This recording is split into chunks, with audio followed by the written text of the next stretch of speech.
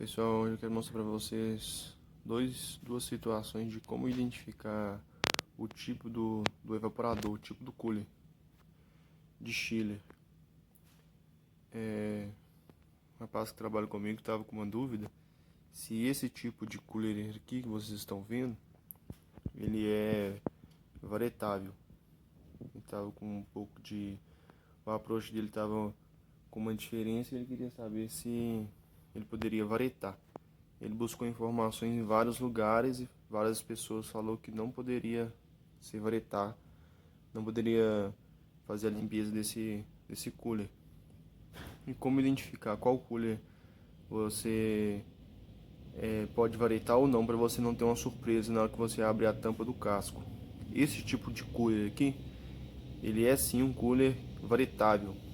Ele é um tipo de cooler que quem passa nos tubos são a água e o gás, né, o fluido refrigerante passa no casco. Então ele é um tipo de cooler inundado. Quem passa nos tubos é a água, quem passa no gás é casco, ele é inundado de líquido no casco dele. Então, se vocês observarem, esse tipo aqui, a água ela entra, né, na parte de baixo, aí ela vai até o final do cooler e aí ela volta pela parte de cima. Então ali nós temos ali a água entrando. Então como que é feito para varetar? Tem que desmontar essa parte do cabeçote e tirar essa parte da tampa do cooler para poder colocar as escovas. Tem que tirar a do fundo também. E aí como que faz para poder identificar? Isso aí eu aprendi com um senhor que eu trabalhei com ele, e eu tinha essa dúvida também. Ele me explicou de uma maneira bem prática. O senhor Zé Aloysio, ele tá até escrito aí no canal. Os tipos de cooler que não é varetável, que quem passa nos tubos são a água, são os cooler que a tubulação entra assim na transversal de água.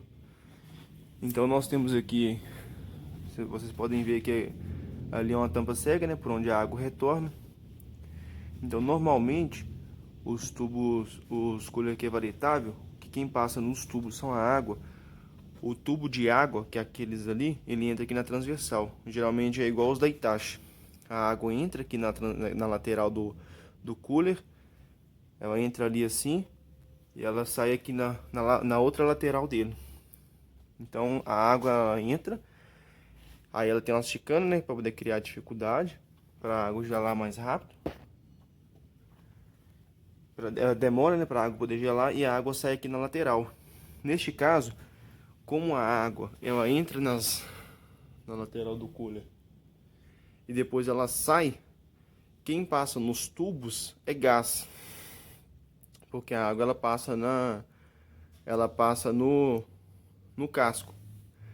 Geralmente esse tipo de cooler, você vai ver que nas tampas dele ele vai ter a entrada da válvula de expansão, já vai entrar aqui na tampa do cooler, igual os da Itachi, e a sucção é feita na parte de baixo. Então entra o fluido líquido na válvula de expansão na tampa e aí sai o fluido na parte de baixo e já vai direto para o compressor. Então neste caso a água passa aqui entra pelas laterais e quem passa nos tubos é o gás, nos feixes de tubo.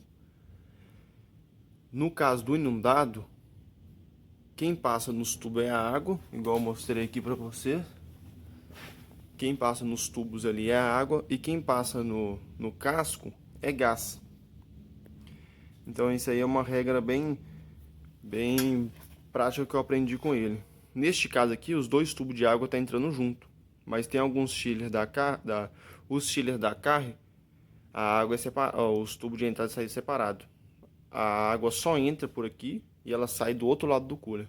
Este aqui, ele entra e sai na mesma tampa. Se vocês observarem, geralmente também quando ele é inundado, a refrigeração é feita no casco, as tubulações que vai para o compressor, elas saem também do casco. Vocês podem ver que a sucção, esse aqui é um chiller da Trane, RTAC de 140. Vocês podem observar que a tubulação de sucção, ela sai do próprio casco e já entra no compressor. Igual os chillers da carne, o compressor fica em cima do casco, em cima do cooler, do evaporador. E aí a sucção que vai pro compressor, ela é feita no próprio casco, no próprio cooler. Os chillers da GXB, vocês podem ver que o fluido ele sai do próprio cooler e já entra direto no compressor, não tem tubo, porque o compressor é acoplado. Neste caso aqui nós ainda temos o tubo que ainda entra aqui na sucção do compressor. E aí os inundados, né, nós temos aqui o nível de líquido, o sensor do nível de líquido, tem um tubo embaixo, outro mais em cima, e ele vai medir a quantidade de líquido. Se ele vê que tem muito líquido, pode ser que a água está bem gelada, não está bem evaporando, não está evaporando bem, ou pode ser também que tem baixa vazão de água. Aí ele já começa a fazer o controle da válvula de expansão eletrônica. Aí ele fecha um pouco a válvula de expansão eletrônica para injetar menos líquido. Então, esse aqui é o outro lado do chiller, do outro lado do circuito. Vocês podem ver aqui que a sucção já entra no compressor. Então, é prático. Quando os tubos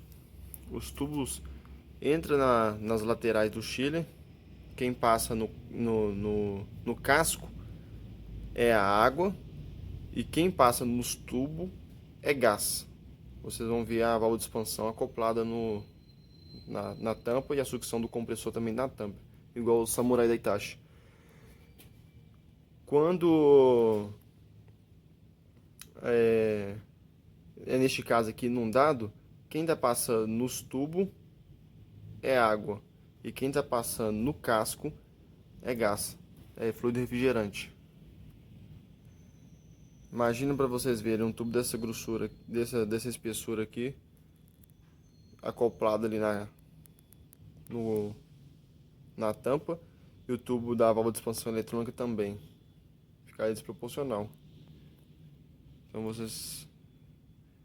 é uma maneira aí de identificar para poder fazer a limpeza. Então, neste caso aqui, com certeza, nós podemos abrir a tampa, que o que nós vamos encontrar vai ser água. E aí nós vamos poder fazer a limpeza, né, do casco. Se fosse do outro jeito que eu disse, quando você abrisse a tampa ali, você teria a surpresa que sairia gás, né? E aí é arriscado que isso aqui poderia sair voando igual o escudo do Capitão América.